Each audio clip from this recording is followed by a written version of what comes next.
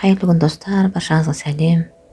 Бүгін сіздерге өте әдемі көтерілетін булочкидің бір түрін жасап көрсететін болам. Өте дәмді, үй жағдайында жасалған. Сіздер де менің рецептім бойынша жасап көріңіздер.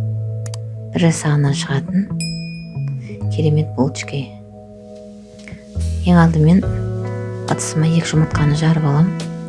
300 грамм жылы сүтті құям. 50 грамм сұйық май құям. 2 ас қасық шекер салам. 5 грамм дрожь, 5 грамм тұз салам.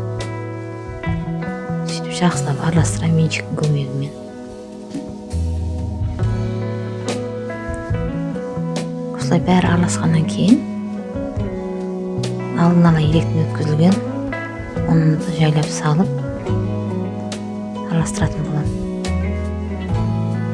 Бірінші қасықтың көмегімен араластырамын да, кейін қолмен жақсылап илейтін боламыз. Қолмен жақсылап илеймін. Қамыр қатты болып қалмау керек, орташа деңгейде болу керек. Осылай қолмен жақсылап илеп алып, 40-50 минутқа қамырымызды ашытуға көтерілуге қойып қоямыз, жерге бетін жауып. Қамырымыз көтерілді. Енді оны ыдысынан түсіріп алып, осылай сопақша бөліктерге бөлеміз. Бәрін осылай бөліп алам. Бөліп алғаннан кейін сопақша бөліктерді осылай қолмен айналдырып, булочкидің формасын жасап, ішіне қарай немесе астына қарай бүгу үшін қоюға болады. Осылай бәрін бүгіп алам.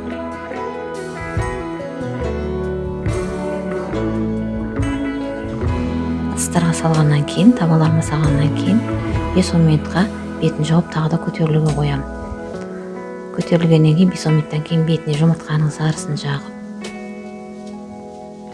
одан соң күнжет немесе макси сеуіп 180 градуста 30 немесе 30 минутта пісіріп алуымызға болады.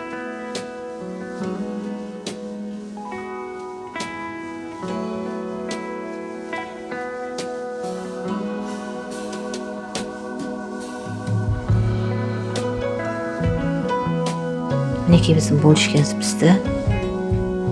Мен бір табаға күнжет, бір табасына мақ сепкен болатындығым.